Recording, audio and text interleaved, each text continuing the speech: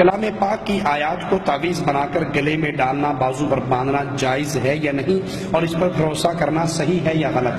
قرآن پاک کے تعویذ گلے میں ڈالنا سنت رسول اللہ صلی اللہ علیہ وسلم سے ثابت نہیں ہے، مسنون عمل نہیں ہے۔ قرآن پاک کے تعویذ گلے میں ڈالنا مسنون نہیں ہے، سنت سے ثابت نہیں ہے۔ اب آپ میں سے کئی لوگ سوچتے ہوں گے کہ پتہ نہیں مولوی صاحب کا دماغ خراب ہے، قرآن پاک میں نہیں آتا کہ اللہ نے قرآن کو شفا کہا ہے؟ آتا یا نہیں آتا؟ قرآن شفا ہے نا، تو جب قرآن شفا ہے تو گلے میں ڈال لو تو کیا حرج ہے؟ ہمارے ہاں زیادہ بحث کیا حرج کی رہتی ہے، کیا حرج ہے؟ یہ بھی تو دین ہی ہے نا، اللہ کا نام ہی تو ڈالا ہے، فاتحہ ہی تو لکھی ہے۔ میں کہتا ہوں جس قرآن میں قرآن کو شفا کہا ہے، اسی قرآن میں اللہ نے شہد کو بھی شفا کہا ہے۔ شہد شفا ہے یا نہیں؟ شہد میں اللہ نے شفا رکھی ہے نا، تو 1 کلو شہد کی بوتل لے کے گلے میں رسی باندھ کے گلے میں ڈال لو، اور کوئی پوچھے یہ کیا کر رہے ہو؟ تو بھائی شفا ہے، قرآن میں آیا شہد میں شفا ہے۔ وہ کہے گا دماغ خراب ہے تمہارا، اس کو کھانے سے شفا ہے، بوتل گلے میں لٹکانے سے شفا نہیں ہے۔ تو ہم کہیں گے بھائی قرآن پڑھنے سے شفا ہے۔ قرآن اگر آپ کے گھر میں جادو ہے، جنات کا اثر ہے، شیطانی معاملات ہیں، سورۃ بقرہ پڑھیے شیطان بھاگ جائے گا۔ گھر میں آنے جانے کی دعائیں پڑھیے شیطان بھاگ جائے گا۔ کھانا کھانے کے پہلے کی دعائیں پڑھیں، بیوی کے پاس جانے کی دعائیں پڑھیں، شیطان بھاگ جائے گا۔ یہ شیطان سے بچنے کے طریقے ہیں۔ اور تعویذ گلے میں لٹکانا قرآن کی آیات کا، اس میں ایک اور خرابی یہ ہے، جب باتھ روم میں جاؤ تو قرآن ساتھ لے جا سکتے ہو؟ جی نہیں لے جا سکتے، تو گلے میں جو لگا ہوا ہے یہ تو ساتھ جاتا ہے نا۔ جب جنبی حالت میں ہو قرآن پکڑ سکتے ہو، تو جب یہ گلے میں لٹکا ہوا یہ تو ساتھ رہتا ہے نا، اس لیے قرآن اس کام کے لیے نہیں آیا۔ جو ہے انگوٹھیوں کا، تاگوں اور دھاگوں کا پہننا، چاہے وہ لوہے کے ہو یا سکے ہو یا موتی ہو یا سیپی ہو یا کنکر ہو، اس کا پہننا یا پتھر ہو، اور یہ تصور کرنا یہ حفاظت لاتے ہیں، حفاظت کرتے ہیں، ہمارے کو محفوظ رکھتے ہیں یا بلاؤں کو دور کرتے ہیں، آفت اور مصیبتوں کو ٹالتے ہیں، یہ بھی شرک ہے، یہ شرک اکبر ہے، پورے بڑے شرک۔ رسول اللہ جو فرماتے ہیں، مسند احمد کی روایت ہے، من علق تمیمۃ فقد اشرک، جس نے تعویذ پہنا اس نے شرک کیا۔ ہمارے بڑے تو ایسے ہی کرتے ہیں، یہ ہمارا طریقہ ہے۔ تو آپ رسول اللہ کے طریقے پر چلتے ہیں، بڑوں کے طریقے پر چلتے ہیں؟ سوال یہ ہے کیا وہ غلط تھے؟ اب بولنے مت لگائی، رسول اللہ نے فرمایا جو گزر چکے ان کے بارے میں برا نہ کہو، چھوڑ دو، جو حال ہے وہ دیکھیے۔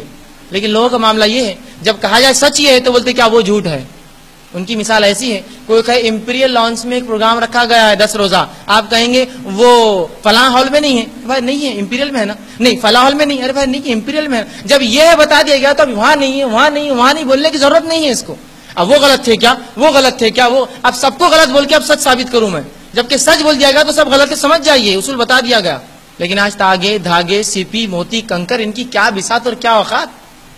ارے یہ تو تاگے دھاگے پھر بھی سمجھ میں آتا ہے، سبزیاں، نیمو، مرچی، ایک لیمو جس کو ہم اگائے، جس کی حفاظت کھیتوں میں ہم کرے، جس کے کیڑے مکوڑے ہم مارے، بازار میں آ گیا 7 دھاری 9 دھاری ہو گیا، گھر پہ لٹک گیا، سبحان اللہ، حفاظتیں کر رہا ہے لوگوں کی، مصیبتیں ٹال رہا ہے، مشکلوں کو دور رکھ رہا ہے، دکان اور مکان میں خیر و برکت لا رہا ہے۔ وہی لیمبو جس کی محنت مشقت مہینے کی کیڑوں سے بچانے کے لیے اس جھاڑ پر چڑیوں سے اس کی حفاظت کی، کیڑے مکوڑوں سے علائق پڑ جاتی تھی، وہ لیمبو جب لٹک گیا، سبحان اللہ، وہ انڈا جو مرغی دیتی ہے اس کو ہم پالتے ہیں، اگر کوئی راستے پہ رکھ دے تو بم بن جاتا ہے، کوئی ادھر سے جاتا ہے اور کوئی ادھر سے جاتا ہے۔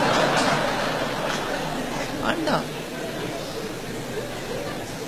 تعجب ہے، وہ قوم جو اللہ کی ایسی مخلوقات سے ڈرتی ہے، اللہ انہیں ایسی جگہ جھکاتا بھی ہے۔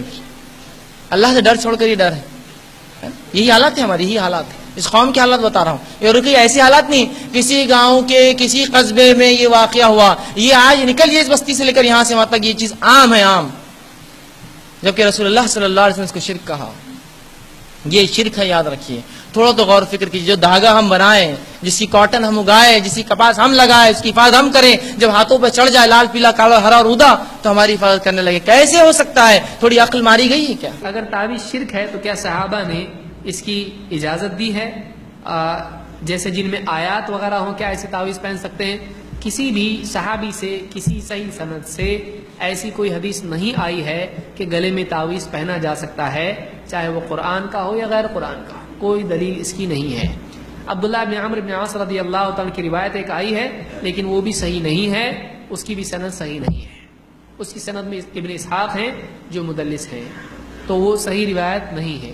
عجب یہ ہے کہ لوگ فاتحہ کی سلسلے میں جو روایت آتی ہے اس کے سلسلے میں ابن اسحاق پر پوری طاقت لگاتے ہیں ضعیف ثابت کرنے کے لیے، جبکہ وہ ضعیف نہیں ہے، مدلس ہیں، عن سے روایت کرتے ہیں، لیکن جب تعویذ کا مسئلہ آتا ہے تو لے لیتے ہیں۔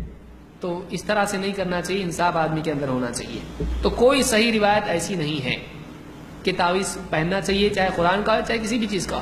بعض لوگ کہتے ہیں قرآن میں شفا ہے نا، اللہ نے کہا نا قرآن میں فی شفا، جو اس کے اندر شفا لما فی الصدور، اس میں سینوں کے اندر جو بھی اس میں شفا ہے۔